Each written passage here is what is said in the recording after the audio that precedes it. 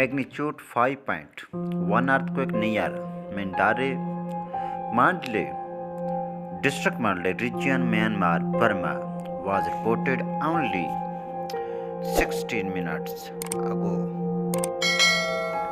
by the Thailand's Earthquake Observation Division (TMD), considered the national agency that monitors seismic activity in that part of the world.